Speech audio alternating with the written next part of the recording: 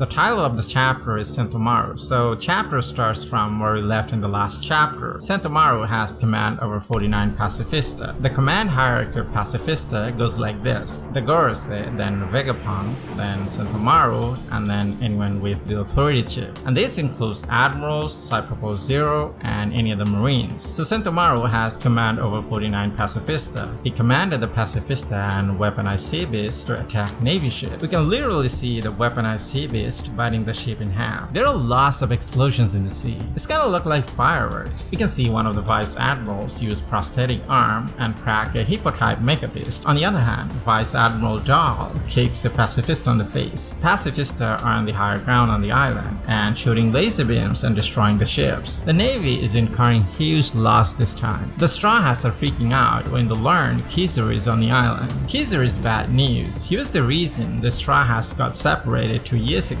It's an indelible dark memory that still haunts the Straw Hats. Well, it was the very reason they got stronger in 2 years. They know what kind of powerhouse they have to face to get to One Piece. In a way, Kizaru's arrival at Shibodi was a blessing in disguise. Sentomaru is a brave man. He knows he stands no chance against Kizaru, but he still faced him like a real man. I think he's the kind of guy with whom Frankie could get along. They could exchange Sakazuki and talk about life. We have to throw Senior Pink in the mix. Anyways, Kizaru kicks Sentomaru and sends him flying. Then he used his iconic attack, Yasakani no Magatama. Kizaru is kind of frustrated with Sentomaru because he's trying to stop Kizaru to buy the Straw Hats and Vegapunk some time. Actually, Kizaru and Sentomaru go way back. When he was a child, Sentomaru was very strong. He defeated a bunch of and attracted Vegapunk and Kizaru's attention. He wanted Vegapunk to give him a job that pays well. So Vegapunk hired him as his bodyguard. He wanted Kizaru to teach him how to fight so that he can protect Vegapunk well. During his flashback, he looks kind of a kid around 8 years old. So he was about 24 years ago, which means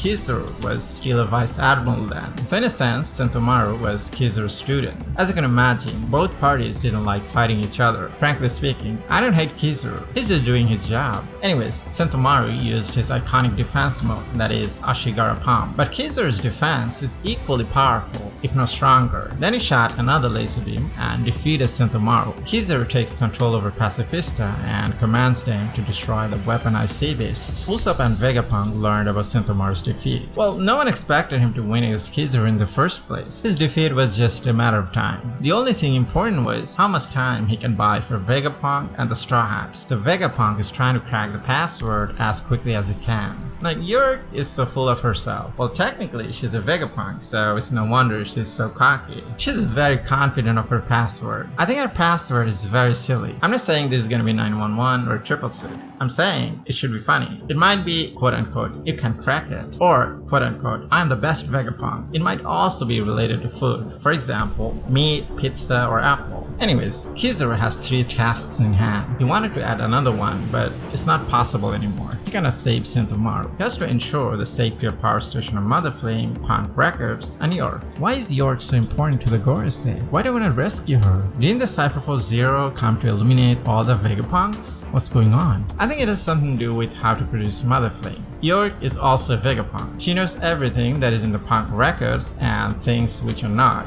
The Gorosei don't want to keep the rogue Vegapunks. They want to keep the one they can manipulate. So York is their ideal pawn. But that doesn't mean she's gonna live. Her fate was sealed the moment she quote-unquote learned about the Void Century. She's just someone who is living on a borrowed time. Her death is inevitable. At the level phase, Vega Force 1 is carrying Sanigo to the island. What I don't understand is, after Vegapunk cracks the password, can Vega Force just fly Sunny? Why does it have to go to the island? I mean, Vega Force will fly until the border of the island, and then Sanigo will use Kuda Burst and leave the Marines in the dust. Anyways, Kizaru's top priority is to eliminate Vegapunk, so he's beelining towards the command center. But before he could reach there, Lucci already made his move. Stacy realized what Lucci wanted to do, so she used her body as a shield and saved Vegapunk. This proved Lucci is a sore loser. I mean, back in chapter 1076, Luffy had had set some condition for Lucci. He would release Lucci if he doesn't come for his crewmates and Vegapunks. And what he did is his breach of contract. Luffy said to him, if he goes after Vegapunks or his crewmates, he's just a sore loser. It means Luffy kinda knew Lucci would turn against them at some point, but he released him regardless. I think he released him so that Zoro can smack him down. He's not even comparable to one of his commanders. Ironic, right? I think he's around Sanji's level.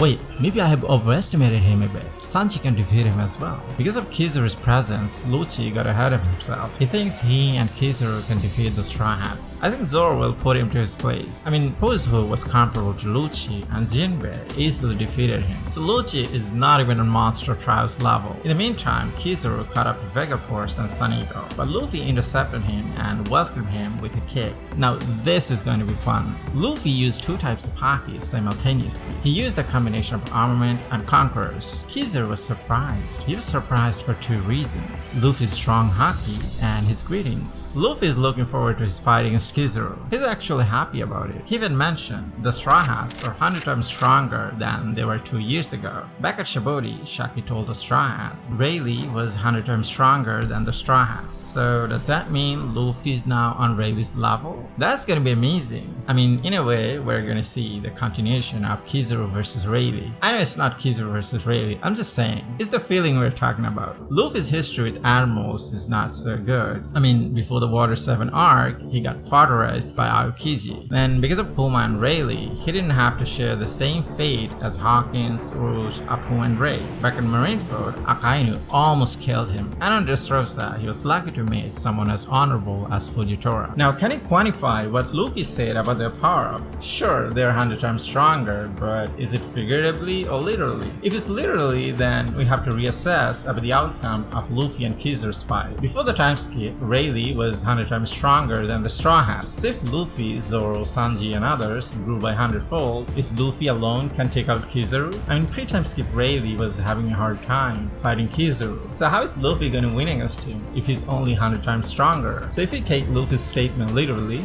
even if he teams up with Zoro and Sanji, he shouldn't win against Kizaru, right? Is there something we're overlooking? I think we're overlooking Rayleigh's age. The only reason Rayleigh was struggling was because his body couldn't keep up with his mind or willpower. But that's not an issue with Luffy. He's just growing, so his body can keep up with his mind and willpower. Moreover, Nika's fruit is so perverse, Luffy can use it any way he wants. So he doesn't have the handicap that Rayleigh had. So yeah, Luffy and Kizaru's fight is going to be an exciting one. So Kizaru versus Luffy is a much awaited fight. As I said in my previous video, Luffy is not going to defeat Kizaru because Saint Triggers the Saturn is going to intervene. But this fight will prove that Luffy is now powerful enough to defeat an admiral. Are you excited of Luffy versus Kizaru? I sure am. I'm going to enjoy every chapter of this fight. So what's your opinion of this chapter? Comment down below. Like the video if you did and subscribe to my channel for more. Hit the notification bell icon for updates. Thanks for watching and see you in the next video.